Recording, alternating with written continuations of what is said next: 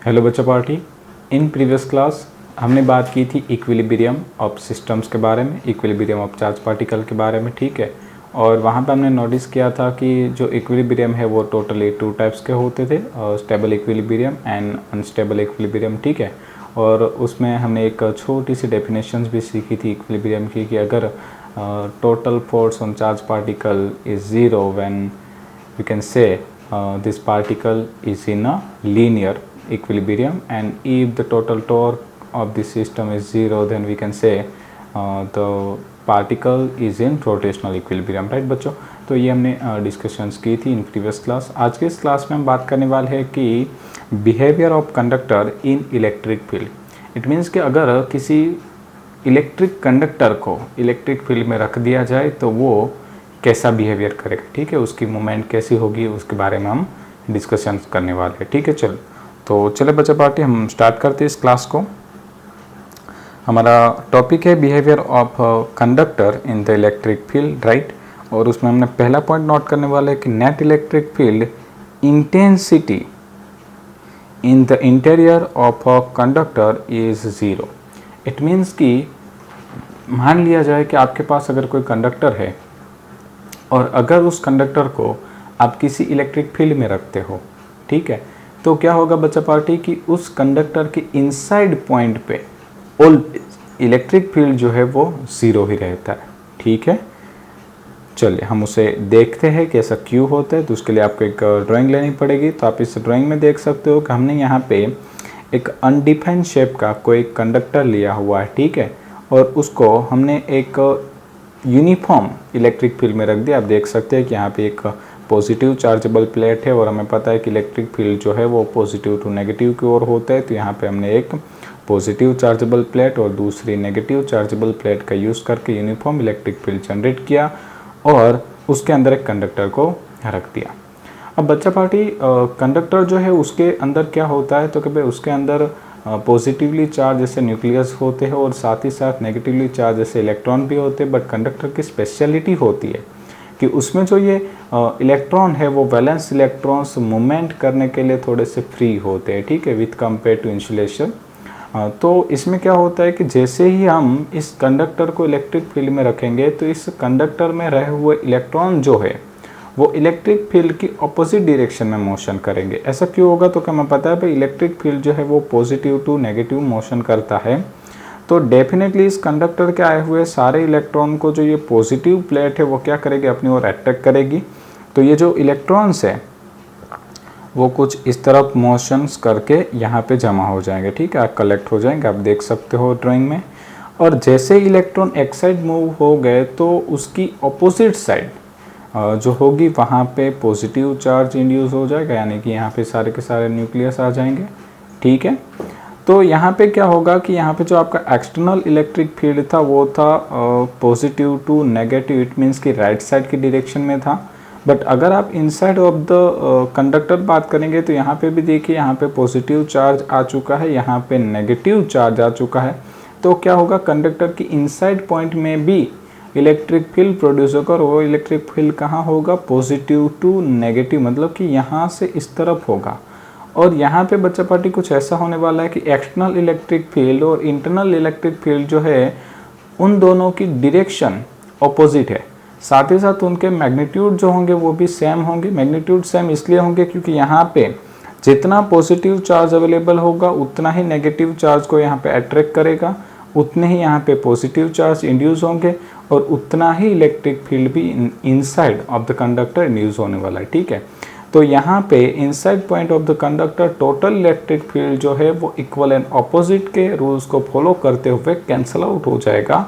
तो हम कह सकते हैं कि कंडक्टर के इनसाइड पॉइंट पे कोई भी इलेक्ट्रिक फील्ड नहीं मिलेगा, ठीक है। चलिए हम देखते हैं, इसको भी मैंने ड्राइंग पे दिखाया।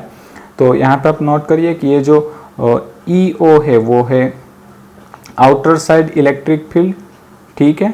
तो यहाँ पे आप देख सकते हैं उसकी डायरेक्शन कुछ यहाँ पे थी और ये अंदर जो पॉजिटिव और नेगेटिव चार्ज इंड्यूस हुए उसके कारण पे एक इलेक्ट्रिक फील्ड जनरेट हुआ जिसको हमने नाम दिया है EP, ठीक है। वो कुछ लेफ्ट साइड डायरेक्शंस में मूव हो रहे हैं। तो हम अगर यहाँ पे देखें तो टोटल जो इलेक्ट्रिक फील्ड है वो क्या हो रहा है, ज़ीरो, राइट बच्चा पार्टी। और इस थियरी को हम गाउस थ्योरम की मदद से भी प्रूव कर सकते हैं, ठीक है, कि inside of the conductor always electric field is zero. Right बच्चों, चलिए आगे चलते हैं। हमने यहाँ पे जो ड्राइंग में बात की है वही इंस्ट्रक्शन मैंने यहाँ पे भी लिख रखी है, देख लीजिए उसे कैसे लिखोगे आप। When conductor is placed in an electrostatic field the charge free electron drift toward the positive plate living the positive core behind. ठीक है, मतलब ये ऐसा कह रहा है कि यहाँ पे इस कंडक्टर में जो चार्ज रहे, जो फ्री इलेक्ट्रॉन्स है वो कहाँ चले जाएंगे, पॉजिटिव प्लेट के नज़दीक चले जाएंगे, और उसके कारण यहाँ पे मतलब दूर की साइड में यहाँ पे पॉजिटिव चार्ज इंड्यूस होगा। ठीक है, एक्चुअली यहाँ पे पॉजिटिव चार्ज मोशन नहीं करते, इसलिए वो यहाँ पर ही रुक गया। राइट बच्चों, आपको ऐसा नहीं समझना है कि इलेक्ट्रॉन लेफ्ट साइड मोशन कर रहे, प्रोटॉन जो है वो राइट साइड मोशन कर रहे हैं। ठीक है, प्रोटॉन कभी भी मोशन नहीं कर सकते। ठीक है बच्चों, चले हम आगे चलते हैं। At an equilibrium, the electric field due to the polarization become equal to the applied field, so the net electric field inside the conductor is zero. Note करके रखिए बच्चा पार्टी, ऑलवेज कंडक्टर की इनसाइड पॉइंट पे electric field क्या होता है, zero. ठीक है, तो यह था हमारा पहला पॉइंट। अब हम बात करेंगे सेकंड पॉइंट की ओर। तो हमारा सेकंड पॉइंट कह रहा है कि electric field just outside the charge conductor is perpendicular to the surface of the conductor. ठीक है, इसका मतलब होता है कि किसी भी कंडक्टर की आउटर साइड में अगर कोई इलेक्ट्रिक फील्ड इंड्यूस होता है तो वो electric field always perpendicular to surface ही रहेगा। ठीक है, अब इस सेंटेंस को अच्छे से समझने के लिए मैं एक एग्जांपल लेते हैं कि अगर परपेंडिकुलर ना हुआ तो क्या होगा। ठीक है, तो चलिए देखते हैं। तो यहाँ पे देखिए हमने एक अनडिफाइंड शेप का एक कंडक्टर ले लिया। ठीक है, यहाँ पे एक चार्ज है पॉजिटिव Q और वहाँ पे एक इलेक्ट्रिक फील्ड इंड्यूस हो रहा है। ठीक है, अब देखिए ये जो इलेक्ट्रिक फील्ड है वो परपेंडिकुलर टू सरफेस नहीं है, यानी कि वो सरफेस के साथ कोई एंगल बना रहा है। ठीक है, सपोज हम उस एंगल को नाम दे रहे हैं थीटा। तो आप देखिए ये सरफेस के साथ एंगल बना रहा है थीटा, तो हम क्या कर सकते हैं, इस इलेक्ट्रिक फील्ड के दो कंपोनेंट ले सकते हैं। ठीक है, जहाँ पे एंगल बनेगा वो कॉस कंपोनेंट, बाकी बचा वो साइन कंपोनेंट। राइट बच्चा पार्टी, तो देखिए ये आ गया ई कॉस थीटा और दूसरा हो जाएगा ई साइन थीटा। राइट बच्चों, अब क्या होने वाला है ध्यान दीजिए। मान लीजिए कि अगर आपका इलेक्ट्रिक फील्ड इंक्लाइन होगा तो उसके दो कंपोनेंट्स मिले। ठीक है, अब दो कंपोनेंट मिलेगा तो एक मिलेगा परपेंडिकुलर कंपोनेंट जो ये दिखा रहा है, दूसरा मिलेगा पैरेलल कंपोनेंट जो ये ई कोस थीटा दिखा रहा है। ठीक है, अब क्या होगा बच्चों कि अगर यहाँ पे मतलब इस सरफेस पे आपका पैरेलल कंपोनेंट अवेलेबल होगा, ठीक है, टेंजेंशियल कंपोनेंट अवेलेबल होगा, तो क्या होगा कि ये जो चार्ज है उसके ऊपर फोर्स लगेगा और फोर्स का मैग्नीट्यूड होगा क्यू ई कोस थीटा, और इन रिजल्ट ऑफ फोर्स ये जो चार्ज है वो यहाँ से मूव होगा इस तरफ, फिर यहाँ पे उसका एक पैरेलल कंपोनेंट आएगा, फिर यहाँ उसका एक पैरेलल कंपोनेंट आएगा, फिर यहाँ एक कंपोनेंट आएगा, और उस कंपोनेंट के हिसाब से ये जो चार्ज है वो इस सरफेस पे मूव होना स्टार्ट करेगा।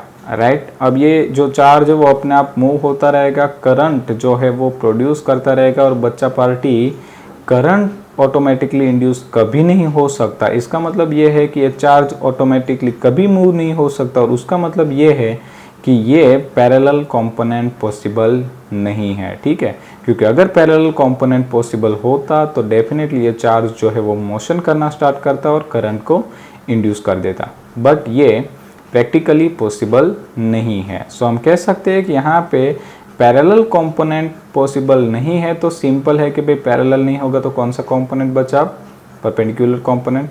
राइट, चलिए हम इसे राइट करेंगे। इसे राइट कैसे करेंगे कि suppose the electric field is acting at an angle other than 90। इसका मतलब होता है कि ये जो हमारा इलेक्ट्रिक फील्ड है वो 90 के सिवा अगर किसी भी एंगल पे लगा तो हम उसके कंपोनेंट ले सकते हैं।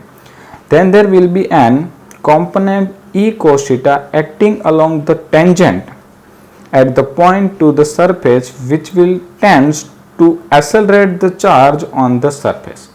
मतलब कि अगर वो 90 के सिवा किसी भी एंगल पे लगेगा तो क्या होगा, उसका जो ई कोस थीटा कॉम्पोनेंट है वो टेंजेंशियल डायरेक्शन में होगा, और टेंजेंशियल डायरेक्शन में होने के कारण वो चार्ज के ऊपर फोर्स अप्लाई करेगा, फोर्स के कारण चार्ज पे एक्सेलरेशन आएगा, और एक्सेलरेशन के कारण वो चार्ज जो है वो सरफेस पे मूव होना स्टार्ट कर देगा। राइट बच्चों, जैसे कि हमने ड्राइंग पे बात कर ली थी।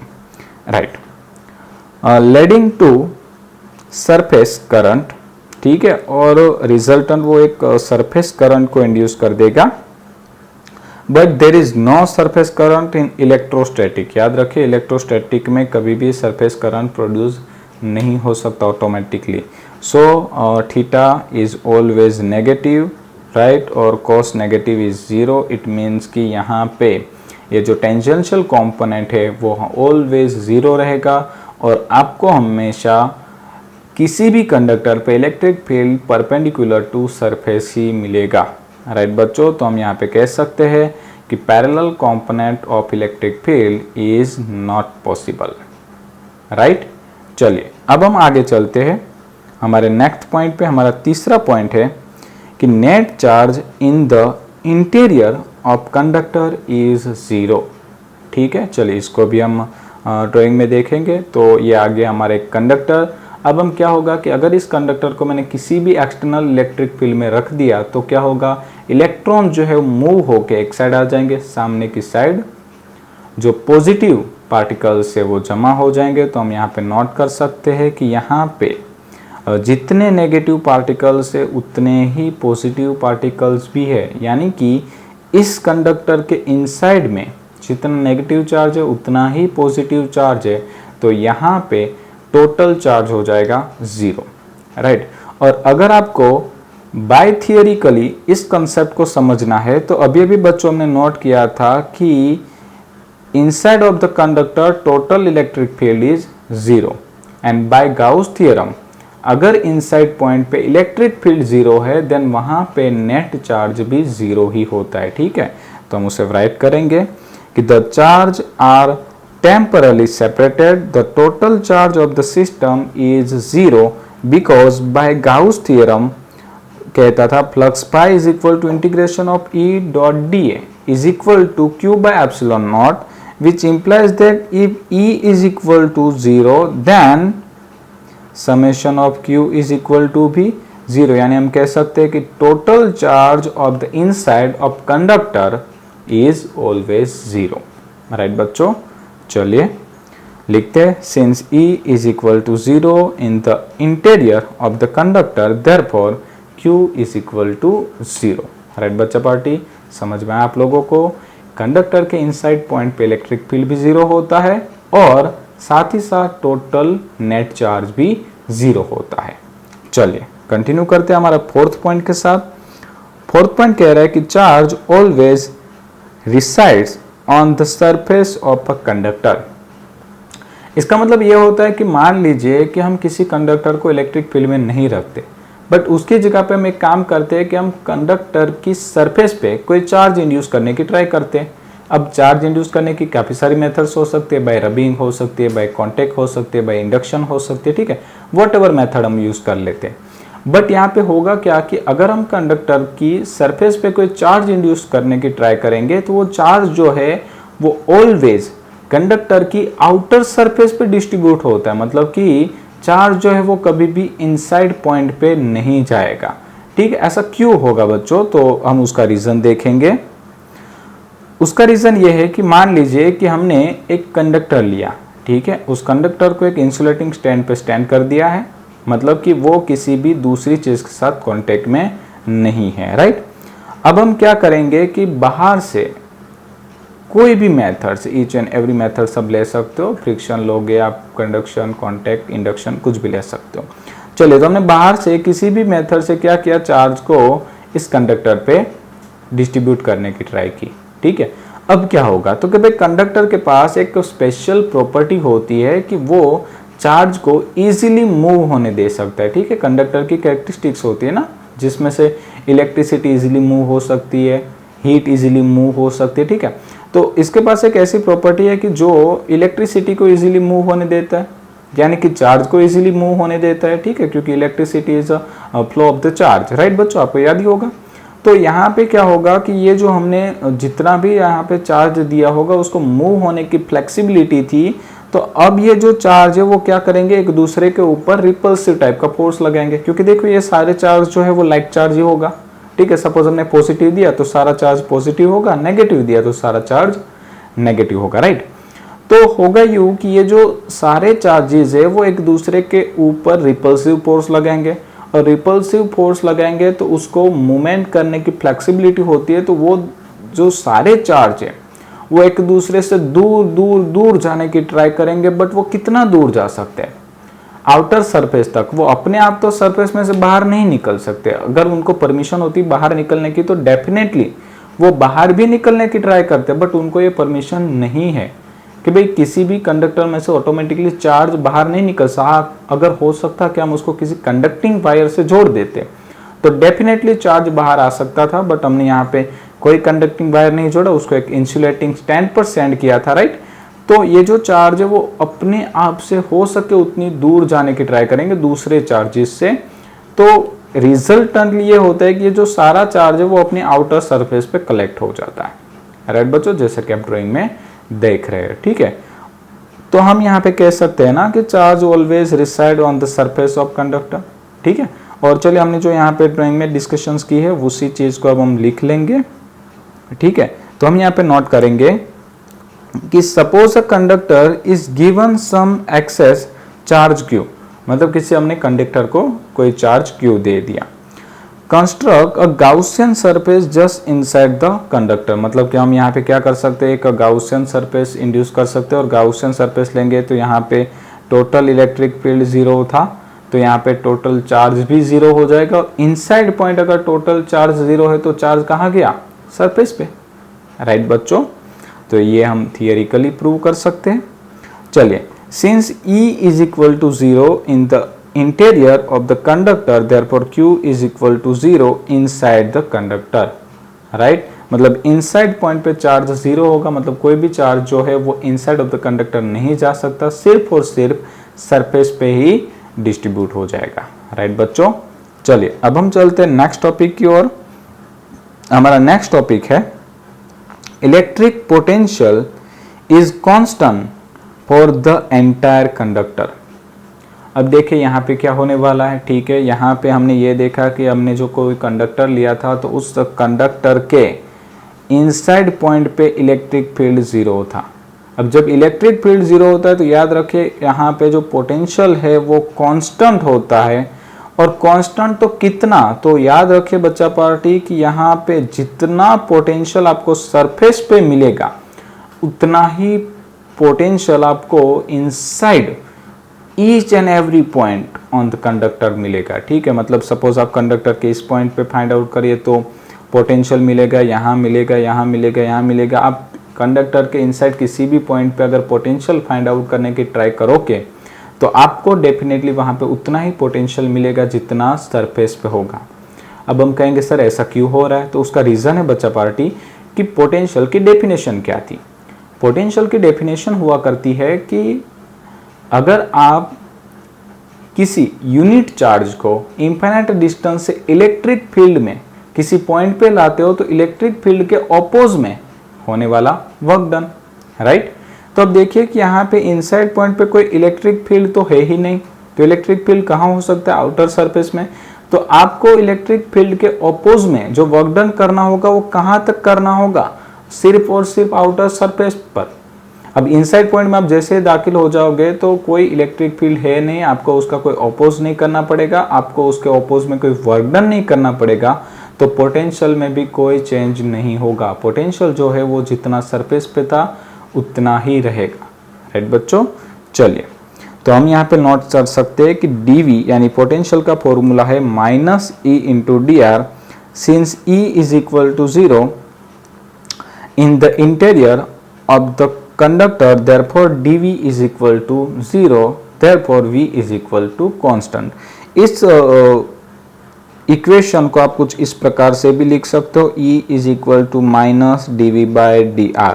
अब मान लीजिए कि अगर हमारा E जीरो है, यानी इलेक्ट्रिक फील्ड जीरो है, तो हम यहाँ पे नोट कर सकते हैं कि dV by d r is equal to zero. It means यहाँ पे dV बाई डी आर जो सिंबल है वो दिखाता है differentiation of potential with respect to radius या तो विथ रिस्पेक्ट टू डिस्टेंस। तो यहाँ पे आप देखिए कि यहाँ पे जो ये पोटेंशियल का डिफरेंशिएशन है वो जीरो हो रहा है। तो अब बच्चा पार्टी हमें पता है कि किसी भी कांस्टेंट चीज का ही डिफरेंशिएशन जीरो होता है, राइट। तो यहाँ पे अगर हम वो डिफरेंशिएशन वाला रूल्स लगाए तो हम बता सकते हैं कि यहाँ पे डेफिनेटली जो पोटेंशियल है वो कांस्टेंट होना चाहिए क्योंकि उसका डिफरेंशिएशन आ रहा है जीरो, ठीक है। तो हम यहाँ से नोट कर सकते हैं कि पोटेंशियल जो है वो कांस्टेंट रहेगा, ठीक है। तो हमने प्रैक्टिकली भी सोचा, बाय थियरिकली भी सोचा, राइट बच्चों। चलिए हम आगे चलते हैं। हमारा नेक्स्ट पॉइंट है कि सरफेस चार्ज डिस्ट्रीब्यूशन में be different at different point. Note करिएगा बच्चा पार्टी, सरफेस चार्ज डिस्ट्रीब्यूशन में be difference at different point, ठीक है। मतलब कि अगर कोई कंडक्टर है तो उसके अलग अलग भागों में चार्ज का जो डिस्ट्रीब्यूशन है वो अलग अलग प्रकार से हो सकता है। फॉर एग्जाम्पल आपको हम बता दूं कि हम chapter number 1 electric charge and electric field के एक ऐसे एग्जाम्पल्स के बारे में भी डिस्कशंस करेंगे कि जहां पे हम ऐसे डिस्कशन करने वाले हैं कि अगर कोई कंडक्टर है तो उसकी सरफेस पे होने वाला चार्ज डिस्ट्रीब्यूशन से वो किस प्रकार से डिस्टेंस पे डिपेंड करता है, ठीक है। तो एज पर योर नॉलेज आपको बता दूं बच्चा पार्टी कि जो सरफेस चार्ज डेंसिटी सिग्मा है वो सिग्मा प्रोपोर्शनल टू 1/r होता है। मतलब कि आपका जिस जगह पे रेडियस ज्यादा होगा वहां पे चार्ज डेंसिटी कम होगी, ठीक है, और जहां पे रेडियस कम होगी वहां पे चार्ज डेंसिटी ज्यादा होगी। यानी हम कह सकते हैं कि जो हिस्सा एकदम शार्प होगा, पॉइंटेड होगा, ठीक है, उस हिस्से पे चार्ज डेंसिटी मैक्सिमम मिलेगी, और जो हिस्सा फ्लैट होता है वहां पे चार्ज डेंसिटी कम होती है, राइट बच्चों। चलिए अब हम इसे राइट करेंगे। तो हम यहाँ पे देख सकते हैं कि charge density sigma is equal to q by s, ठीक है। तो आपको मैंने यहाँ पे एक ड्राइंग दिखा है और इस ड्राइंग में भी आप अगर केयरफुली कंसंट्रेट करेंगे तो आपको देखने को मिलता है कि ये जो हिस्सा है यहाँ पे देखिए रेडियस ऑफ द कर्वेचर बड़ी है, ठीक है। तो यहाँ पे जो ये चार्ज डिस्ट्रीब्यूशन है उनके बीच में देखिए ये जो गैप है वो ज्यादा आ रहा है। इट मीन्स यहाँ पे जो चार्ज डेंसिटी है वो कम मिलेगी, और अगर आप उसके इस पॉइंट पे आ जाए तो ये पॉइंट जो है वो देखिए शार्प पॉइंटेड है, ठीक है। तो इस पॉइंट पे आपको distance in between two charge कम देखने को मिलेगा, यानी कि सरफेस डेंसिटी जो है वो मैक्सिमम होगी, राइट बच्चों। तो आपको अच्छे से याद रखना है कि जो शार्प और पॉइंटेड हिस्सा होता है कंडक्टर का वहां पे हमें चार्ज डेंसिटी मैक्सिमम मिलती है, और जो फ्लैट पोर्शन होता है वहां पे चार्ज डेंसिटी ऑलवेज कम मिलती है, ठीक है। चलिए हम इस चीज को राइट करेंगे। Every conductor is an equipotential volume. Equipotential volume यानी कि उसके सारे पॉइंट पे तो पोटेंशियल सेम होता है ना, तो पोटेंशियल सेम होने यानी उसे इक्विपोटेंशियल कहते हैं, ठीक है। Rather than just an equipotential surface two dimensionally, ठीक है। तो अब कंडक्टर की जो सारी की सारी सरफेस होगी वो ऑलवेज इक्विपोटेंशियली मिलेगी। इसके कारण यहाँ पे जो एरिया बड़ा है तो चार्ज डेंसिटी कम होगी, और एरिया छोटा है वहाँ पे चार्ज डेंसिटी ज़्यादा होगी, राइट बच्चों। तो आज के इस क्लास को हम यहाँ तक लिमिटेड करते हैं। इन नेक्स्ट क्लास हम मिलेंगे electric field due to finite length wire, ठीक है, यानी कि एक मेजरेबल वायर के कारण प्रोड्यूस होने वाला electric field, right. Thank you so much.